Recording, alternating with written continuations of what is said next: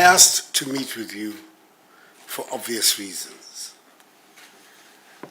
The crisis that has engulfed our country has led us to declare a public health emergency.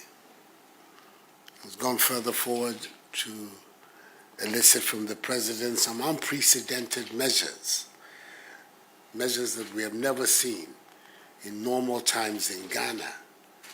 It's led to the lockdown of our two major cities, restrictions on entries into our country, the banning of public activities, conferences, workshops, public gatherings of any size. It's even gone to the extent of closing down, metaphorically speaking, closing down churches and mosques. So we're talking about an emergency of very great breadth and import. And it's a public health emergency, essentially.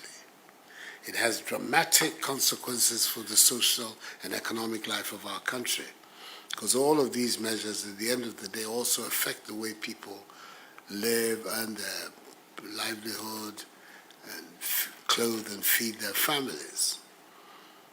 At the heart of it are you, our doctors. I think that at all times you are very relevant to the life of the society, but never more so than where we are today. If you step up to the plate and show the people of Ghana your commitment to their welfare, it'll make all the difference to our capacity to deal with this pandemic. I know the difficulties that you have, difficulties that have to do with the fact that our economy basically is not as strong as it should have been after 60 years of independence. So all the things that should have been readily available to be able to cushion your lives and make it possible for you to work without thinking too much about bread and butter issues have still not been dealt with. We're trying. It's not going to be easy, but efforts have started. In the midst of all of this has come this situation. The question is going to be asked one day, hopefully, when it's over and others have come to take our place, they'll ask, where were you in the heart of this crisis? I want to be able to say that you were very present and that you were very prepared and able to step forward and help the people. It's at the heart of your oath as doctors, helping and tending to the welfare and health of people. So I don't think that there's come a time when the Hippocratic Oath will be more in need of support and enforcement than it is today. So I called you here just to encourage you, to tell you, first of all, to thank you for the efforts that you have all been making up to now, and then to encourage you to do more for us. On my part, on the part of government, we will continue to see what we can do to meet you halfway and ease the issues that you have. I think you heard my broadcast the other day. I indicated the measures that we want to put in place to support you in the work that you're doing. Some of them have started rolling out. Buses for nurses and the health workers have started applying the streets of Accra. The allowances that are going to be paid to health workers are being worked out by the finance minister, and very soon, in the course of this month, the first payments are going to be made. The daily allowances that are going to the contact tracers and all those things are being done. But above all, these are money matters. I don't deny their importance. But above all, in a crisis of this nature, it is our spirit, our morale, our commitment to our country, to our society, that will determine the success or otherwise of our ability to confront this menace. There are things that have to be worked out between you and the Ministry of Health. One of them I know is this expression, frontline workers, health workers. I'm aware that it is causing a considerable amount of I don't know whether the word is disturbance, but at least controversy and discussions amongst you.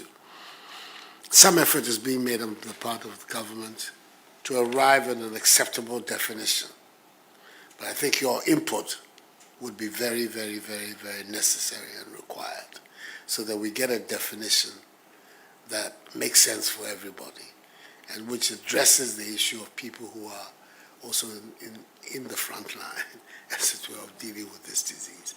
In the medical system, it's always very difficult to distinguish because there are so many stages in the whole process of treating and addressing the concerns of patients.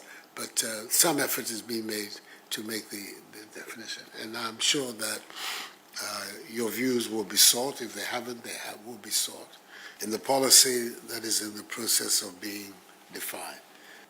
I think that if at the end of this crisis,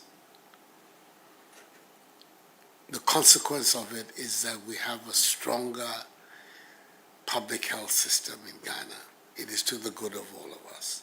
And that should be one of our goals, that out of this, confronting and dealing with this pandemic, we will have a public health system that can really serve the needs of 21st century Ghana. And that has to be a major objective of all the things that we're doing. Mr. President, we first and foremost like to thank you, in fact, on behalf of my executive committee, on my own personal behalf, I would like to say a big thank you for all the bold decisions that you've taken throughout this COVID-19 era, i.e., the lockdown, closure of our borders, and some other things, particularly the incentive package that you've given to health workers, and the recognition of our work. When you are working and the President of the nation recognizes the work that you are doing, it is very, very encouraging. And I must tell you, we have resolved that we'll carry on this fight no matter what it takes. We know some of us may be taken away by COVID, but that is not going to let us down. And we'll continue to mobilize all the health workers and fight to the end of this COVID-19. There are a few things that we may have to say. However, it's the PPEs, the distribution of the PPEs. There are instances when you may go and find that a facility has no PPEs. Meanwhile, another facility has more PPEs. Or you go to the district office and maybe those in the offices have PPEs there and those on the ground do not have the PPEs. And we'll ask that is taken into consideration. I was really thrilled when the President announced that we are going to go into local production. And I was surprised that media men and all that never took it up. For me, that is the day that I'll be so much happy. It will gladden my heart if we produce our PPEs. I must say that what is confronting us now is not the end. The literature shows, and evidence also shows, that almost every 5 years, a similar thing, a pandemic, will come. So why don't we get prepared before it comes? And I'm sure as GMA will be very, very happy if the President of the nation links up with the plastic industries so that we get our own aprons, we get our own overalls, we get our own goggles, the shield, and all that. We'll be very, very grateful. And that would mean that we have started the preparation for the next pandemic. In fact, COVID-19 has come to expose the whole world. I'm sure the world will not be the same. The world will change after COVID-19. I must say, before I sit down, that, Mr. President, we are so grateful. We are so grateful for the bold decisions that you've taken. Probably we were advocating for a national lockdown, but you did it in a way that we turned around to support you. Now, I must say that this is not a time for us to be talking about things that were not done Now we are confronted with the COVID-19. How to contain it moving forward is why we are here.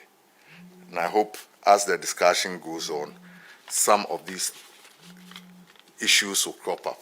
But having said that, we thank you once again, and we promise that we are going to support you, offer all the support, so that together we can contain this COVID-19. Thank you.